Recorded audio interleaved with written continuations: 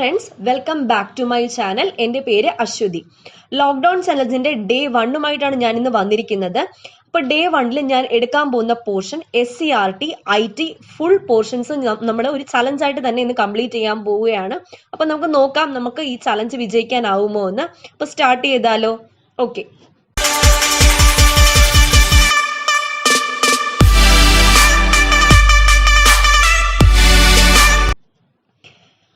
അധ്യായം 1 ഡിസൈനിങ്ങിന്റെ ലോകത്തേക്ക്. അപ്പം ഈ ചാപ്റ്ററിൽ മെയിൻ ആയിട്ട് ലോഗോ ഡിസൈനിങ്ങിനെ പറ്റിയാണ് പറയുന്നത്. അപ്പം നമുക്ക് LDC എക്സാമിന് ഓറിയന്റഡ് ആയിട്ടാണ് ഞാൻ എടുക്കാൻ പോകുന്നത്. അപ്പം ആ LDC എക്സാമിന് വേണ്ട പോർഷൻസ് മാത്രം പഠിച്ചാൽ മതി. അപ്പൊ ആദ്യത്തെ പോയിന്റ് SVG എന്താണ്? സ്കെയിലബിൾ വെക്റ്റർ ഗ്രാഫിക്സ് എന്നതാണ് SVGയുടെ full form. Scalable vector graphics. ഇനി ഇവിടെ പഠിക്കേണ്ടത് ബിറ്റ്മാപ്പ് ചിത്രങ്ങൾ റാസ്റ്റർ ചിത്രങ്ങളും SVG ചിത്രങ്ങൾ വെക്റ്റർ ചിത്രങ്ങളുമാണ്. അപ്പൊ ബിറ്റ്മാപ്പ് ചിത്രം എന്താണ്? റാസ്റ്റർ ചിത്രങ്ങൾ. SVG ചിത്രം വെക്റ്റർ ചിത്രങ്ങൾ. ജിംബ് പ്രധാനപ്പെട്ട ഒരു റാസ്റ്റർ ഇമേജ് എഡിറ്റിംഗ് സോഫ്റ്റ്വെയർ ആണ്. Inkscape, LibreOffice Draw, Carbon, Adobe Illustrator, Corel Draw മുതലായവ വെക്റ്റർ ഇമേജ് എഡിറ്റിംഗ് സോഫ്റ്റ്വെയറുകളുമാണ്. ഇവയിൽ ഇങ്ക്സ്കേപ്പ്, ലിബർഓഫീസ് ഡ്രോ എന്ന് പറയുന്നത് സ്വതന്ത്ര സോഫ്റ്റ്വെയർ ആണ്. ഇതിൽ പഠിക്കേണ്ട പോയിന്റ് 1 ബിറ്റ്മാപ്പ് റാസ്റ്റർ ചിത്രങ്ങളാണ്, SVG വെക്റ്റർ ചിത്രങ്ങളാണ്. ജിംബ് ഒരു പ്രധാനപ്പെട്ട റാസ്റ്റർ ഇമേജ് എഡിറ്റിംഗ് സോഫ്റ്റ്വെയർ ആണ്. പിന്നെ കുറച്ച് ഇമേജ് എഡിറ്റിംഗ് സോഫ്റ്റ്വെയറിന്റെ പേര് പഠിക്കുന്നുണ്ട്. Inkscape, LibreOffice Draw, Carbon, Adobe Illustrator, Corel draw.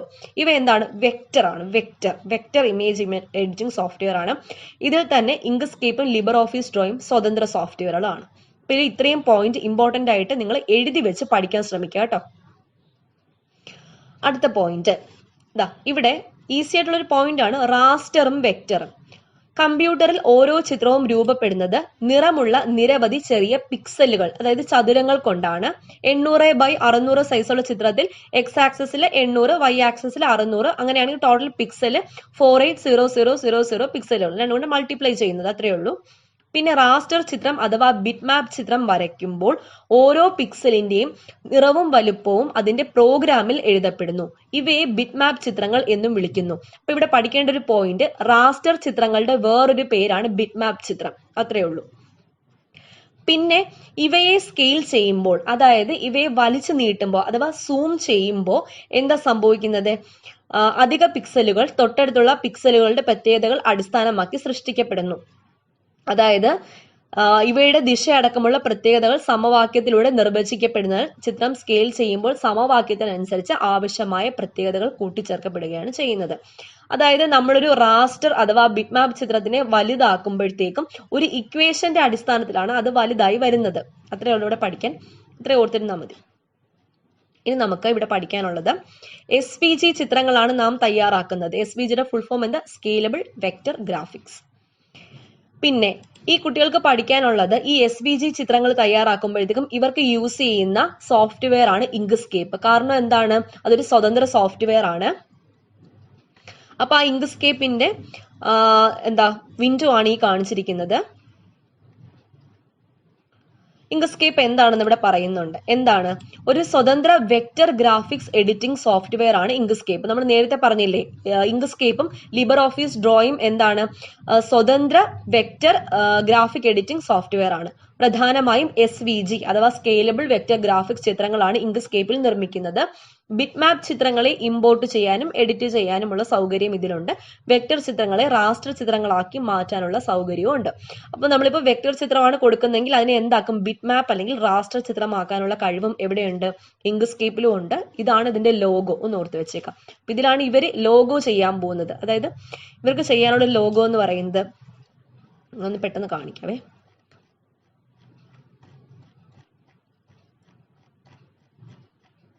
ഇവർക്ക് ചെയ്യാനുള്ള ലോഗോ ഇതാണ്. ഒരു ബാനർ, അതായത് ഒരു കുടുംബശ്രീയുടെ സംരംഭം, ഇതിന്റെ ബാനറാണ് ഇവർക്ക് ചെയ്യാനുള്ളത്. അപ്പം അതെങ്ങനെയാണ് ചെയ്യുന്നത്, അതിനുപയോഗിക്കുന്ന സോഫ്റ്റ്വെയർ ആണ് ഈ ഇങ്ക്സ്കേപ്പ് എന്ന് പറയുന്നത്.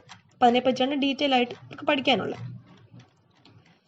ഓക്കെ, അപ്പം ഇങ്ക്സ്കേപ്പിന്റെ കാര്യം ഓക്കെ ആയി. പിന്നെ അതിനകത്തെ കുറെ മെനൂസിന്റെ കാര്യങ്ങളൊക്കെയാണ് പറയുന്നത്. പിന്നെ ഒപ്പാസിറ്റി എന്താണെന്ന് ഓർത്ത് വെക്കുക. ഫിൽ ആൻഡ് സ്ട്രോക്ക് ജാലകത്തിന്റെ ഒപ്പാസിറ്റിയുടെ അളവ് വ്യത്യാസപ്പെടുത്തി ഒബ്ജക്റ്റുകൾക്ക് നൽകിയ നിറത്തിന്റെ കടുപ്പത്തിൽ വ്യത്യാസം വരുത്താം. അപ്പോൾ ഒപ്പാസിറ്റി എന്ന് പറഞ്ഞു കഴിഞ്ഞാൽ ഡാർക്ക് നിറം നമുക്ക് ഡാർക്ക് ആക്കാം, ലൈറ്റ് കളർ ആക്കാം, അങ്ങനെ. അപ്പോൾ ഒപ്പാസിറ്റി വ്യത്യാസപ്പെടുത്തി നമുക്ക് കളർ കടുപ്പമാക്കാം അല്ലെങ്കിൽ ലൈറ്റ് ആക്കാം. അതിനാണ് ഒപ്പാസിറ്റി എന്ന് പറയുന്നത്. പിന്നെ ഇതില് ഇവർക്ക് ഈ ഒരു ലോഗോ എങ്ങനെയാണ് ചെയ്യുന്നത് ആ സ്റ്റെപ്സ് ആണ് പറഞ്ഞേക്കുന്നത്. അപ്പം അത് നമുക്ക് ആവശ്യമില്ല. ഇനി ഇത് ഇവിടെ ഒരു പോയിന്റ് പറയുന്നുണ്ട്. ഇങ്ക്സ്കേപ്പിന്റെ ഡീഫോൾട്ട് പേജ് A4 സൈസ് ആണ്. അപ്പൊ ഇങ്ക്സ്കേപ്പ് ഡീഫോൾട്ട് ആയിട്ട് A4 സൈസിലാണ് വരുന്നത്. അതിന്റെ സൈസ് 210/297 mm ആണ്. ഓക്കെ, ഒന്ന് ഓർത്ത് വെച്ചേക്കാം. പിന്നെ ഇങ്ക്സ്കേപ്പ് എന്ന വെക്ടർ എഡിറ്റിംഗ് സോഫ്റ്റ്വെയർ. അപ്പൊ ഇങ്ക്സ്കേപ്പ് എന്നാണ് വെക്ടർ എഡിറ്റിംഗ് സോഫ്റ്റ്വെയർ. ഞാൻ വീണ്ടും ഓർമ്മിപ്പിക്കുന്നു.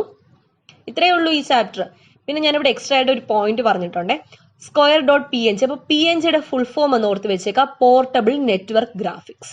പോർട്ടബിൾ നെറ്റ്വർക്ക് ഗ്രാഫിക്സ് എന്നതാണ് PNGയുടെ ഫുൾ ഫോം. JPGയുടെ ഫുൾ ഫോം എന്താ? Joint photographic experts group. JPG അല്ലെങ്കിൽ JPEG രണ്ടും സെയിം ആണ്. ജോയിന്റ് ഫോട്ടോഗ്രാഫിക് എക്സ്പേർട്സ് ഗ്രൂപ്പ് എന്നതാണ്. SVG എന്താ? സ്കേലബിൾ വെക്ടർ ഗ്രാഫിക്സ്, നമ്മൾ പഠിച്ചു കഴിഞ്ഞു. .bmp എന്ന് പറയുന്ന ബിറ്റ് മാപ്പ് ആണ്. അപ്പൊ ഇതൊക്കെ എന്ന് പറയുന്നത് ഇമേജസിന്റെ എക്സ്റ്റൻഷൻ, ഫയൽ എക്സ്റ്റൻഷൻസ് ആണ്. .png, .jpg, .svg, .bmp. Clear ആയല്ലോ? അപ്പൊ ഇത്രയേ ഉള്ളൂ ഈ ചാപ്റ്റർ. അപ്പൊ നമ്മള് നിസ്സാരമായിട്ട് പഠിച്ചു കഴിഞ്ഞല്ലേ. ഇനി അടുത്ത ചാപ്റ്ററിലേക്ക് നോക്കാം. അധ്യായം 2, പ്രസിദ്ധീകരണത്തിലേക്ക്. അപ്പോ പബ്ലിക്കേഷൻ, അതിനെ പറ്റിയാണ് പറയുന്നത്. അപ്പോ ഇതിനകത്ത് പബ്ലിക്കേഷന് വേണ്ടിയിട്ട് ഇവർ ഉപയോഗിക്കുന്നത് ഓപ്പൺ ഓഫീസ് ഡേറ്റാബേസ് ആണ്. ഓപ്പൺ ഓഫീസ് ഡേറ്റാബേസ് ആണ്.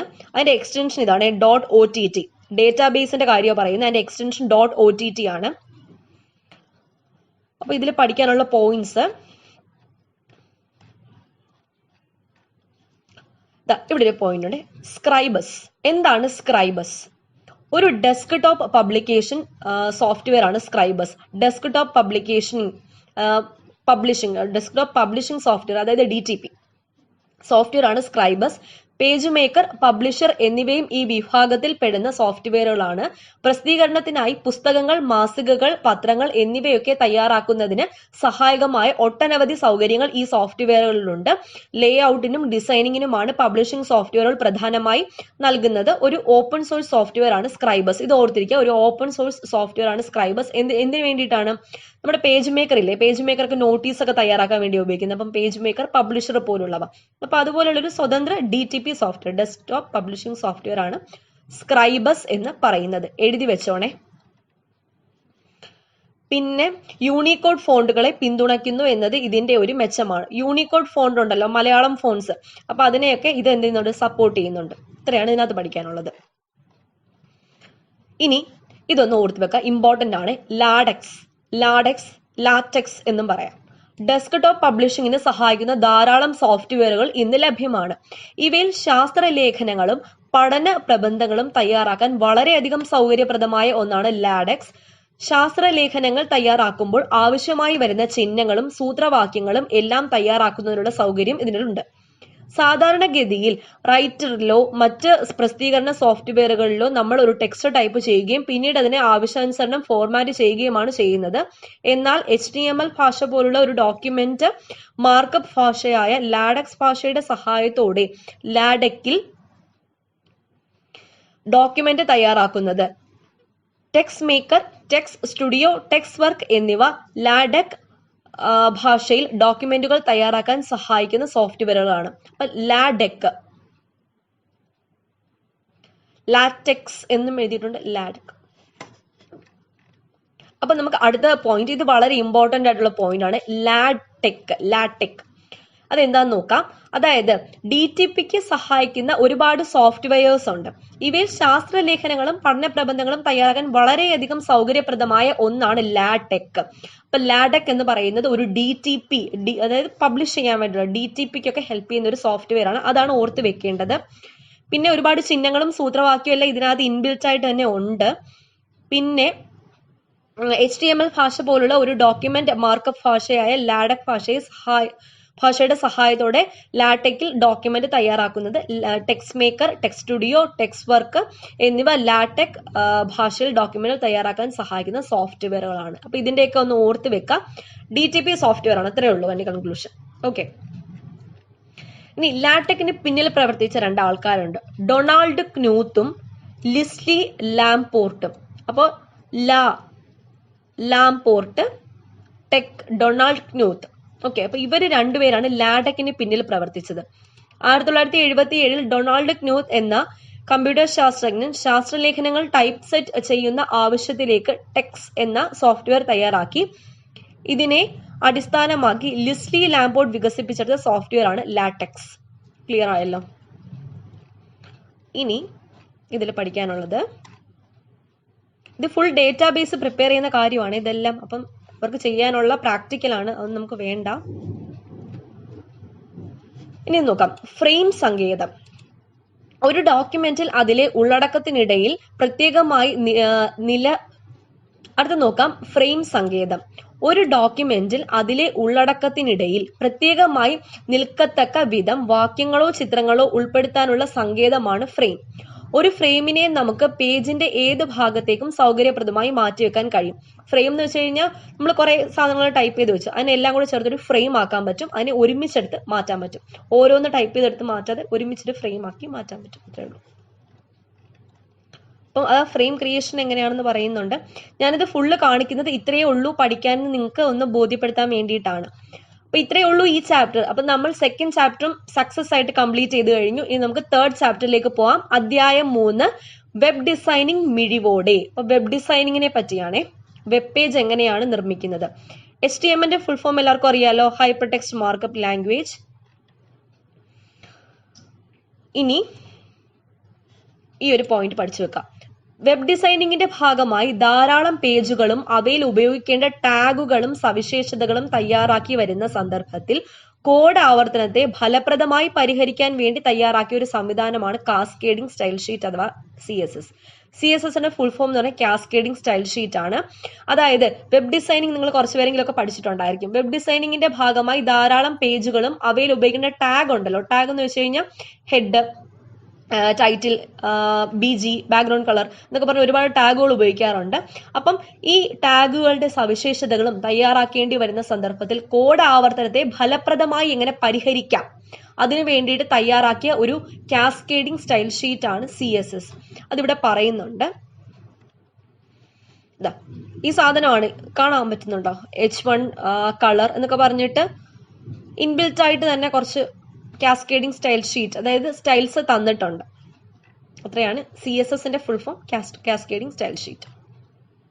അതായത് വെബ് പേജ് നിർമ്മാണം കുറച്ചൊന്ന് സുഗമമാക്കാൻ വേണ്ടിയിട്ട്. അത്രേ ഉള്ളൂ.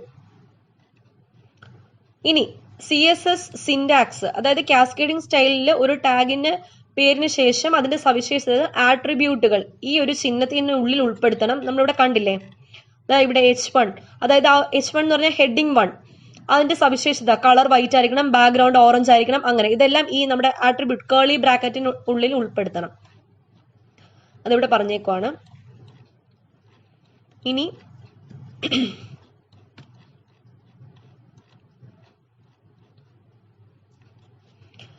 CSS ഫയലിനെ പറ്റി വീണ്ടും പറഞ്ഞേക്കുന്നു. കാസ്കേഡിംഗ് സ്റ്റൈൽ ഷീറ്റ് എന്നതിന്റെ ചുരുക്കപ്പേരാണ് CSS. വെബ് പേജുകളിൽ നാം ഉപയോഗിക്കുന്ന കാസ്കേഡിംഗ് സ്റ്റൈലുകൾ എല്ലാം ചേർത്ത് ഒറ്റ ഫയലാക്കി ഇഷ്ടമുള്ള ഒരു പേര് കൊടുത്ത് .css എന്ന ഫയൽ എക്സ്റ്റൻഷനും നൽകി ഫോൾഡറിൽ സേവ് ചെയ്യുന്നു. വെബ് പേജുകൾ തയ്യാറാക്കുമ്പോൾ ഈ ഫയലിൽ കൊടുത്തിരിക്കുന്ന കാസ്കേഡിംഗ് സ്റ്റൈലുകളെല്ലാം തന്നെ ഒറ്റ വരി കോഡ് ഉപയോഗിച്ച് ഉൾപ്പെടുത്താൻ സാധിക്കുന്നു എന്നതാണ് ഇതിന്റെ ഏറ്റവും പ്രധാനപ്പെട്ട മേന്മ. അപ്പൊ ഇപ്പൊ തന്നെ പഠിച്ചല്ലോ CSSന്റെ full form, cascading style sheet. പിന്നെ അതിന്റെ ഒരു ചരിത്രമുണ്ട്, CSSന്റെ ചരിത്രം. wwwന്റെ തുടക്കം മുതൽ HTMLന് വിവിധ പതിപ്പുകളുണ്ട്. ഇതിൽ HTML 3.2 പതിപ്പിലാണ് ഫോണ്ട്, നിറം തുടങ്ങിയവ ഉൾപ്പെടുത്തിയിട്ടുള്ളത്.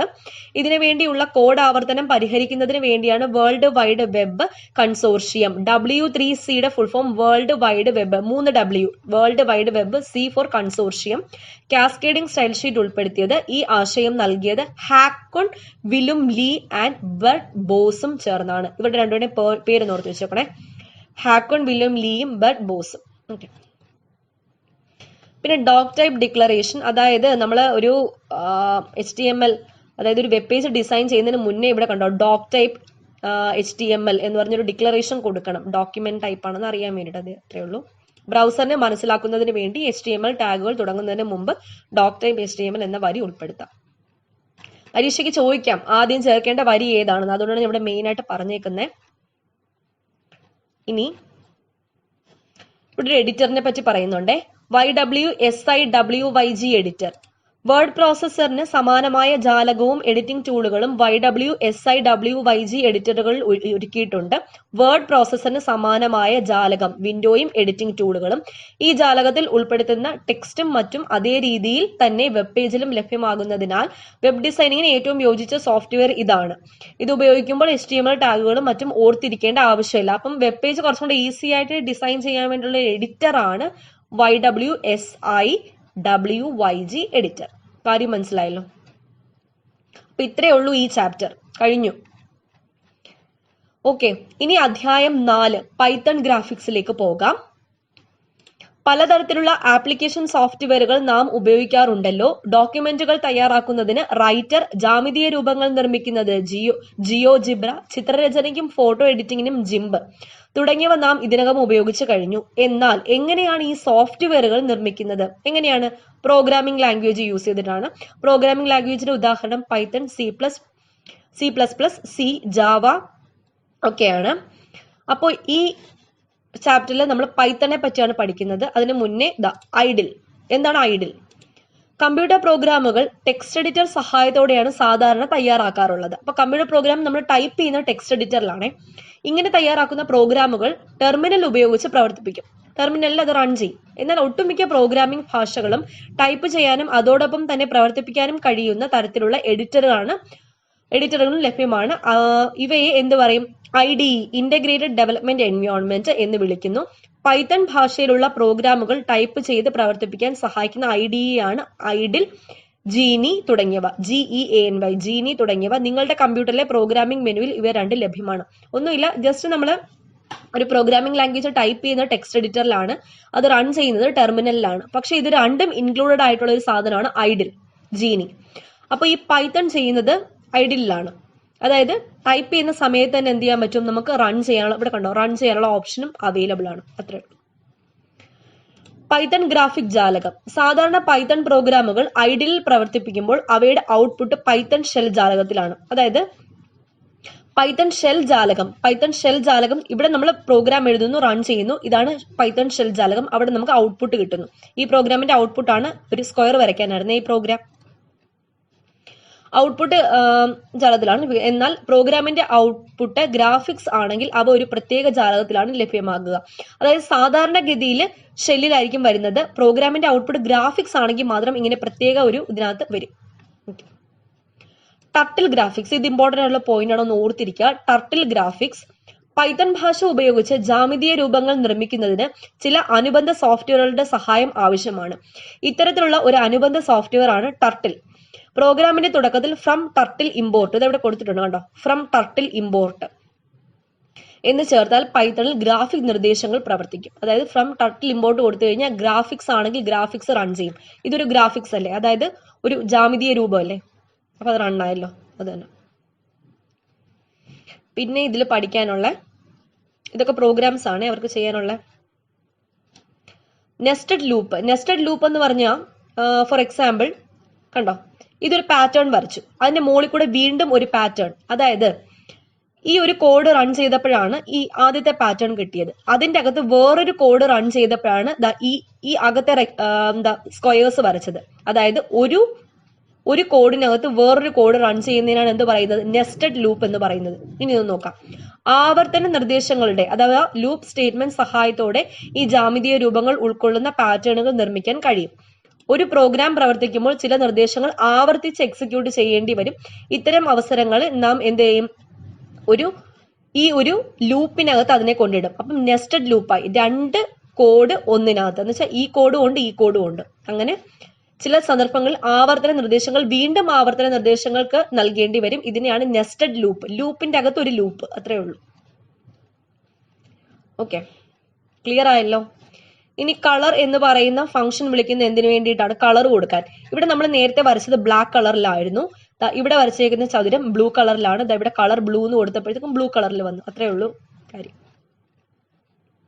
പിന്നെ പല പല കളേഴ്സ് കൊടുക്കാൻ പറ്റും. അതൊക്കെ അവർക്ക് ചെയ്യാനുള്ള പ്രാക്ടിക്കൽസ് ആണ്. ഓക്കെ,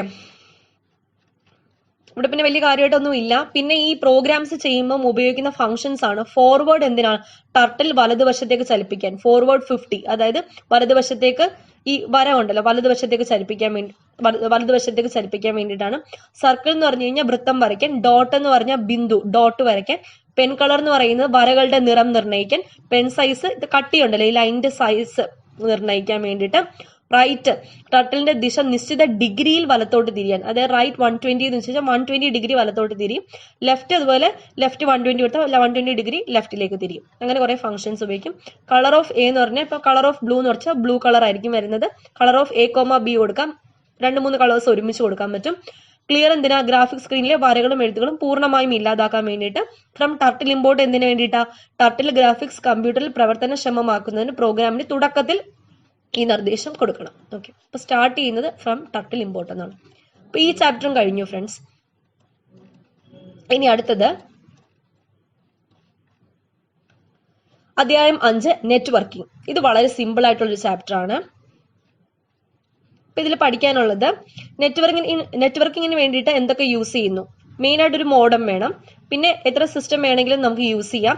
ഇവയൊക്കെ കണക്ട് ചെയ്യാൻ വേണ്ടി എന്ത് യൂസ് ചെയ്യുന്നു? ഹബ് അല്ലെങ്കിൽ സ്വിച്ച് യൂസ് ചെയ്യുന്നു. ഓക്കെ, മോഡം ഇന്റർനെറ്റ് പ്രൊവൈഡ് ചെയ്യാൻ ഹബ് സ്വിച്ച് ഉപയോഗിച്ച് ഈ ഒറ്റ മോഡത്തിൽ നിന്ന് ഈ ഡിവൈസസിന് എല്ലാത്തിനും എന്ത് കൊടുക്കാൻ പറ്റും? ഇന്റർനെറ്റ് കണക്ഷൻ കൊടുക്കാൻ പറ്റും. അതിനെയാണല്ലോ നെറ്റ്വർക്കിംഗ് എന്ന് പറയുന്നത്.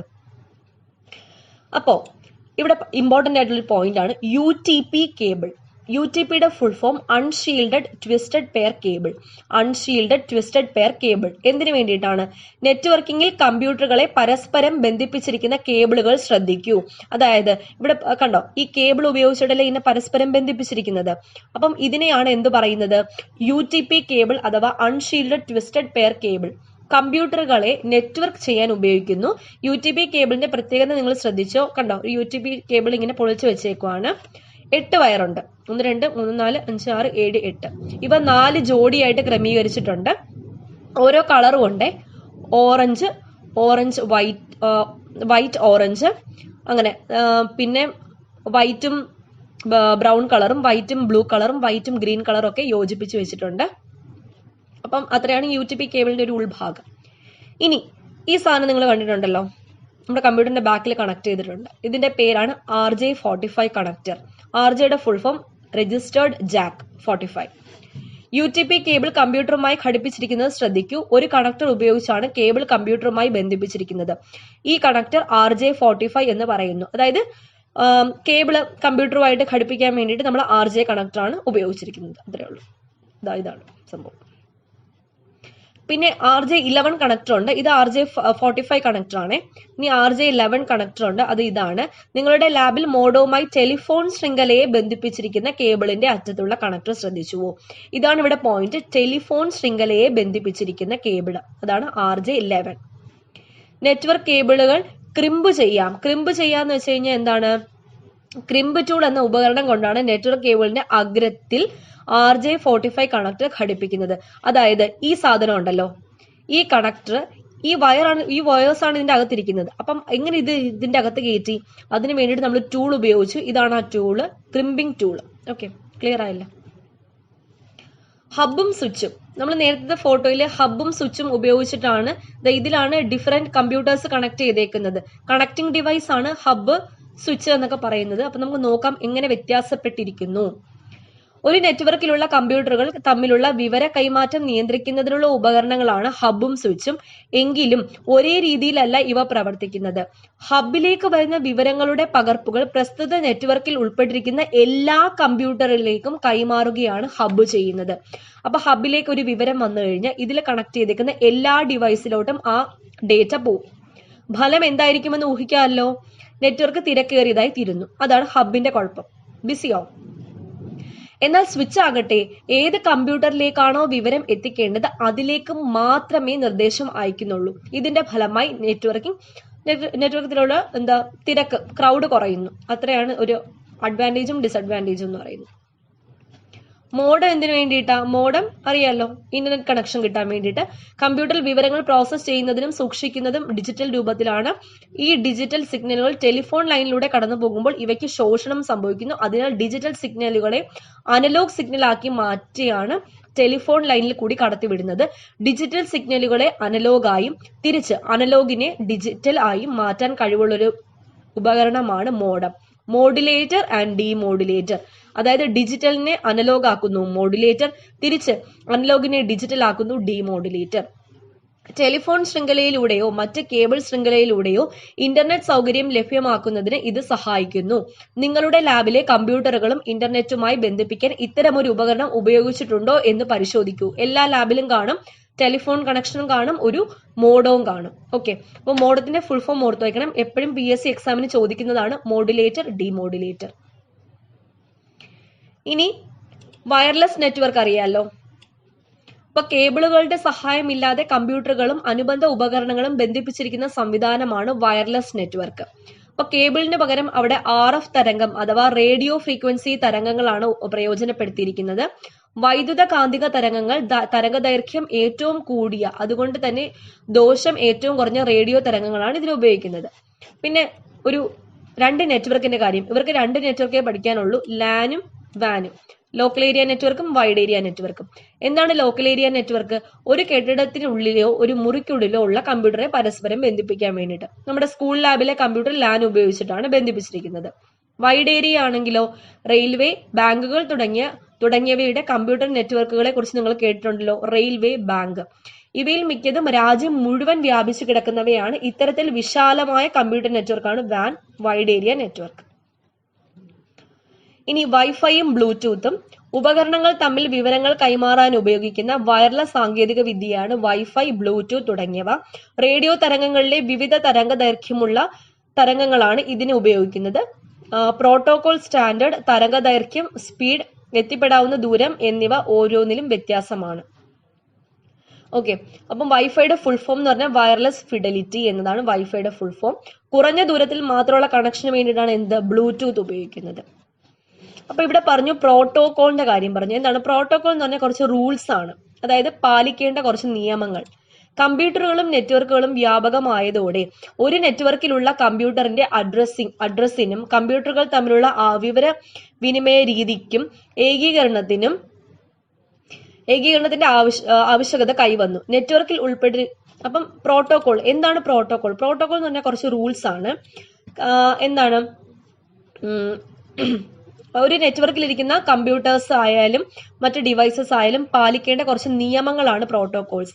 Example TCP, IP, SSH, SMB, POP ഒക്കെ പ്രോട്ടോകോൾ ആണ്.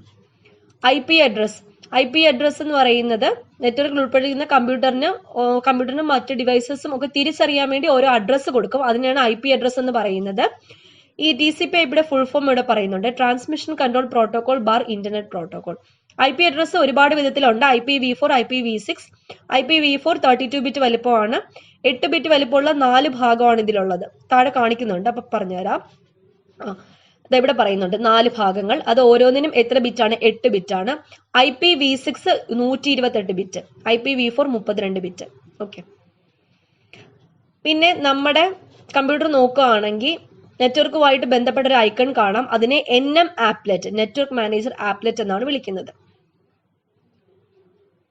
ഇനി നെറ്റ്വർക്കിൽ കേബിളുകൾ തിരഞ്ഞെടുക്കുമ്പോൾ കേബിൾ സാധാരണ അറിയപ്പെടുന്ന കാറ്റഗറി 1 മുതൽ കാറ്റഗറി 7 വരെയാണ്.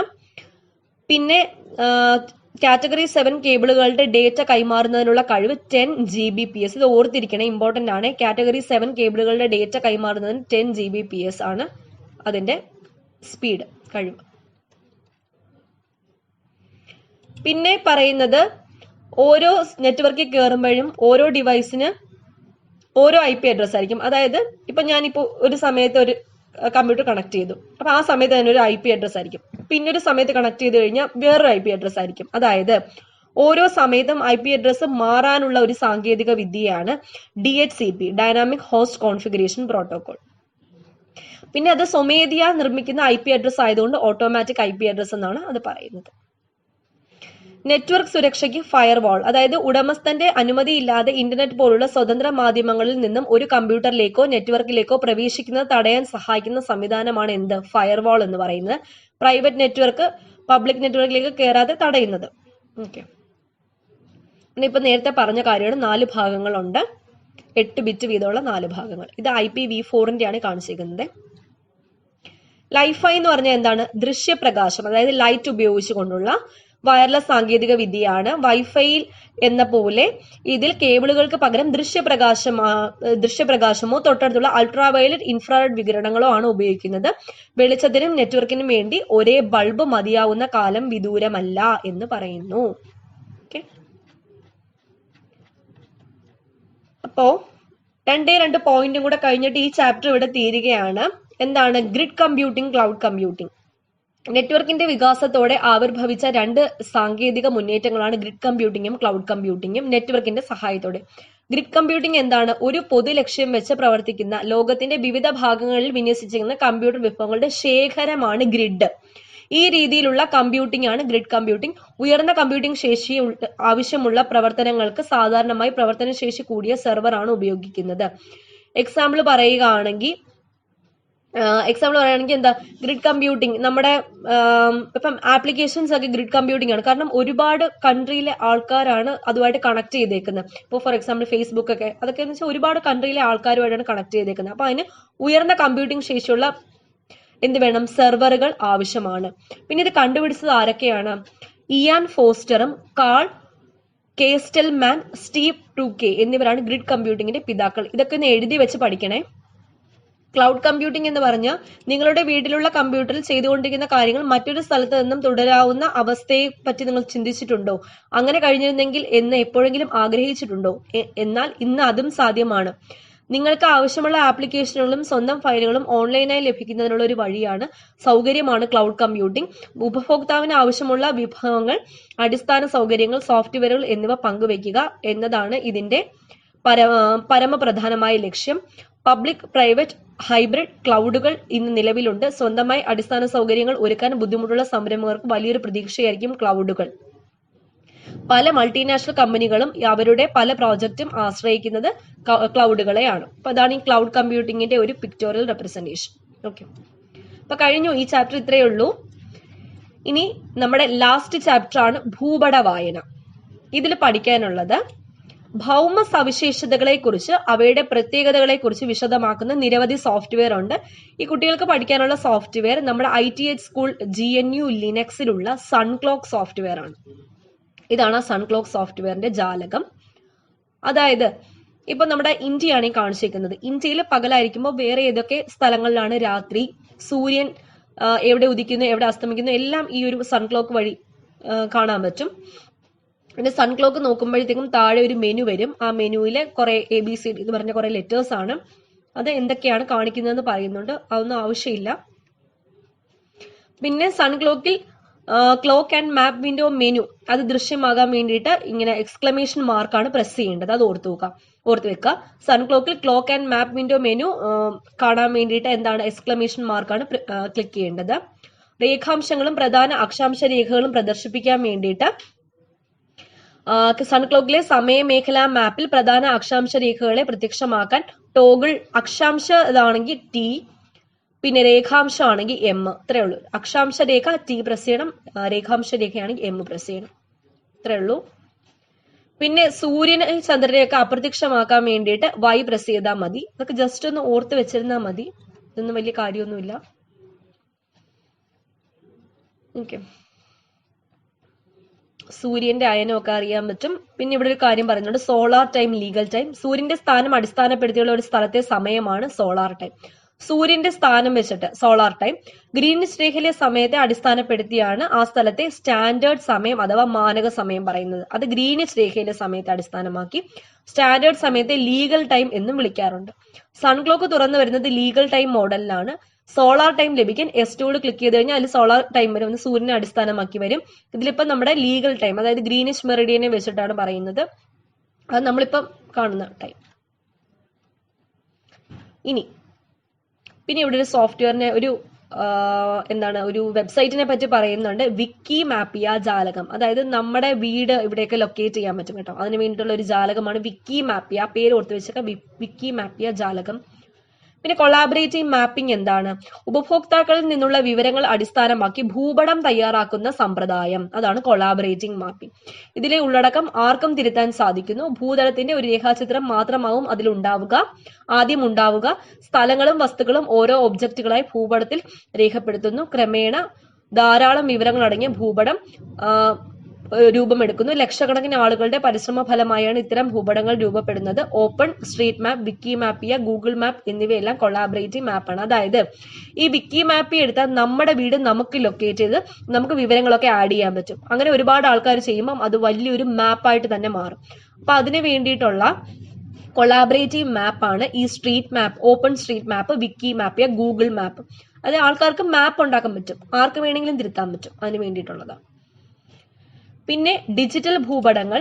വിവരവിനിമയ സാങ്കേതിക വിദ്യയുടെ മുന്നേറ്റം ഏറ്റവും കൂടുതൽ സമ്പുഷ്ടമാക്കിയ മേഖലയാണ് ഭൂപട നിർമ്മാണം. അതിസങ്കീർണമായ പ്രക്രിയയിലൂടെ തയ്യാറാക്കിയ ഭൂപടങ്ങൾ ഉചിതമായ സോഫ്റ്റ്വെയറുടെ സഹായത്തോടു കൂടി കൃത്യമായും സൂക്ഷ്മമായും നിർമ്മിക്കാനാകും. ഓരോ മേഖലയുടെയും വിവരങ്ങൾ പ്രത്യേക പാളികളായി ഒരു ഭൂപടത്തിൽ തന്നെ രേഖപ്പെടുത്തുക. അനേകം പ്രമേയ ഭൂപട വിവരങ്ങൾ, തീമാറ്റിക് മാപ്സ്, ഒറ്റ ഡിജിറ്റൽ ഭൂപടത്തിൽ പ്രദർശിപ്പിക്കുന്നു. അത് ഡിജിറ്റൽ ഭൂപടത്തിന്റെ കാര്യമാണ് പറഞ്ഞേക്കുന്നത്. പിന്നെ ഭൂവിവര വ്യവസ്ഥ, ജിയോഗ്രഫിക് ഇൻഫർമേഷൻ സിസ്റ്റം, GIS എന്താണ്? അതായത് ഭൗമോപരിതലത്തിലെ സവിശേഷതകളും സ്ഥാനീയ വിവരങ്ങളെയും പല പാളികളായി രേഖപ്പെടുത്തുന്നതിനുള്ള സോഫ്റ്റ്വെയർ സംവിധാനമാണ് ഭൂവിവര വ്യവസ്ഥ. വളരെയധികം വിവരങ്ങൾ ശേഖരിക്കാനും വിശകലനം ചെയ്യാനും ഡിജിറ്റലായി സൂക്ഷിക്കാനും ഇവയ്ക്ക് കഴിയും. ക്വാണ്ടം GIS, ഗ്രാസ് ആർക്ക് GIS എന്നിവ പ്രമുഖ ഭൂവിവര വ്യവസ്ഥ സോഫ്റ്റ്വെയർ. ഇതൊന്ന് ഓർത്ത് വെച്ചേക്കാം, ഈ പേര് ക്വാണ്ടം GIS, ഗ്രാസ് ആർക്ക് GIS. ഇതിൽ തന്നെ ക്വാണ്ടം GISഉം ഗ്രാസും സ്വതന്ത്ര സോഫ്റ്റ്വെയർ ആണ്. ഈ പോയിന്റ് ഓർത്ത് വെച്ചേക്കുക. പിന്നെ GISന്റെ ഫുൾ ഫോം ഓർത്ത് വെച്ചേക്കുക, ജിയോഗ്രഫിക്കൽ ഇൻഫർമേഷൻ സിസ്റ്റം. ഭൂവിവര വ്യവസ്ഥ, ജിയോഗ്രഫിക് ഇൻഫർമേഷൻ സിസ്റ്റം എന്താണെന്നറിയാലോ? ഭൂമിയുടെ ഉപരിതല സവിശേഷതകളും സ്ഥാനീയ വിവരങ്ങളും ഒരു സർവറിൽ ഭൂപടങ്ങളായും വിവരങ്ങളായും ഉൾക്കൊള്ളിച്ച് സംഭരിക്കുന്നു. ഓക്കെ. പിന്നെ ഈ ഡേറ്റാബേസിൽ ആവശ്യാനുസരണം മാറ്റം വരുത്താൻ പറ്റും, പിന്നെ ക്രോഡീകരിക്കാൻ പറ്റും തുടങ്ങിയ ജോലികൾ ചെയ്യുന്നതിനായി തയ്യാറാക്കിയ സാങ്കേതിക വിദ്യയാണ് ഭൂവിവര വ്യവസ്ഥ. ചുരുക്കത്തിൽ ഭൂമിയെ സംബന്ധിക്കുന്ന വിവരങ്ങൾ കമ്പ്യൂട്ടറിൽ ശേഖരിച്ചു വെച്ച് ആവശ്യാനുസരണം ഉപയോഗപ്പെടുത്തുന്നു. അനേകം നാളുകൾ കൊണ്ട് മാത്രം കണ്ടെത്തിയിരുന്ന വിശകലനങ്ങൾ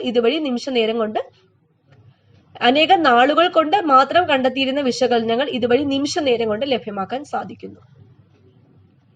ഇതിലെ ക്വാണ്ടം GIS നേരത്തെ പറഞ്ഞില്ലേ, ക്വാണ്ടം GIS അതോടെ പറയുന്നുണ്ട്. സ്വതന്ത്ര ഭൂവിവര സോഫ്റ്റ്വെയറുകൾ ഒന്നായ ക്വാണ്ടം GIS 2009 ആദ്യമായി പുറത്തിറക്കിയത്. ഇത് ഓർത്ത് വെച്ചൊക്കെ 2009. തുടർന്ന് നിരവധി പതിപ്പുകൾ ഇറക്കിയിട്ടുണ്ട്. ഭൂപട നിർമ്മാണം മാത്രമല്ല ഈ സോഫ്റ്റ്വെയർ കൊണ്ട് ലക്ഷ്യമിട്ടിരിക്കുന്നത് ഭൂപടങ്ങൾ പ്രദർശിപ്പിക്കുക, നവീകരിക്കുക, അതിനൊക്കെ വേണ്ടിയിട്ടാണ്. സ്വതന്ത്ര സോഫ്റ്റ്വെയർ ആണ് ഈ ക്വാണ്ടം GIS. പിന്നെ പാളികൾ, ഒരു പ്രദേശത്തെ സംഭവിക്കുന്ന ധാരാളം വിവരം നമുക്ക് ഉൾപ്പെടുത്താൻ പറ്റും. ഉൾപ്പെടുത്തേണ്ട വിവരങ്ങളുടെ സവിശേഷത അനുസരിച്ച് ഒരേ ഇനം വിവരങ്ങൾ ഒരു പാളി എന്ന രീതിയിൽ വിവിധ പാളികൾ നിർമ്മിക്കാം. ഉദാഹരണം, വീടുകൾക്കൊരു പാളി, കിണറുകൾക്കൊരു പാളി. അതായത് നമ്മൾ കളേഴ്സ് കൊടുക്കത്തില്ലേ, അതുപോലെ തന്നെ ഈ സ്വതന്ത്ര സോഫ്റ്റ്വെയറിൽ പാളികളായിട്ടാണ് കൊടുക്കുന്നത്. എക്സ്റ്റൻഷൻ, ഈ GISന്റെ ക്വാണ്ടം GISന്റെ പ്രോജക്ട് ഫയലിന്റെ എക്സ്റ്റൻഷൻ .QGS, പാളിയുടേത് .SHP, ഷേപ്പ് എന്നുള്ളത്. ഓക്കെ. പിന്നെ വിശേഷണങ്ങൾ, ആട്രിബ്യൂട്ട്സ്, അതായത് ഒരു വീടിനെ സംബന്ധിച്ച വീട്ട് നമ്പർ, വീട്ടു പേര്, അതിനെയൊക്കെ ആട്രിബ്യൂട്ട്സ് അഥവാ വിശേഷണങ്ങൾ എന്നാണ് പറയുന്നത്. ഓക്കെ. പിന്നെ പറയുന്ന ദുരന്ത നിവാരണ പ്രവർത്തനങ്ങൾക്കും ഭൂവിവര സോഫ്റ്റ്വെയർ ഉണ്ട്. അതായത് ഇവിടെ ഈ പോയിന്റ് ആണ്, പ്രകൃതി ദുരന്തങ്ങൾ രാജ്യപുരോഗതിയെ ഗുരുതരമായി ബാധിക്കുന്ന പ്രശ്നമായി മാറിയ സാഹചര്യത്തിൽ ഇന്തോനേഷ്യൻ സർക്കാർ ബെറ്റർ പ്ലാനിംഗ് സേവ്സ് ലൈഫ് എന്ന മുദ്രാവാക്യം ഉയർത്തി ദുരന്ത നിവാരണ പ്രവർത്തനങ്ങൾ ആരംഭിക്കുന്നു. ഇതിന് ആരംഭിച്ചൊരു പ്രോജക്റ്റ്, അത് ആരുടെയാണ്? ഇന്തോനേഷ്യ സർക്കാരിന്റെയാണ്. inasafe.org. ഓക്കെ, അതാണ് അവരുടെ സ്വതന്ത്ര സോഫ്റ്റ്വെയർ, അതായത് ദുരന്ത നിവാരണത്തിന് വേണ്ടിയിട്ടുള്ളത്.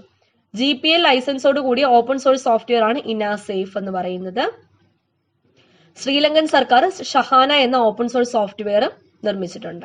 ഓക്കെ, അപ്പോ എല്ലാവർക്കും മനസ്സിലായി എന്ന് വിശ്വസിക്കുന്നു. ഈ ചലഞ്ചിന്റെ എക്സാമുമായിട്ട് ഞാൻ നാളെ വരുന്നതാണ്. അപ്പൊ നാളെ Day 2 ആണ്. കാണാം ഫ്രണ്ട്സ്. Thank you.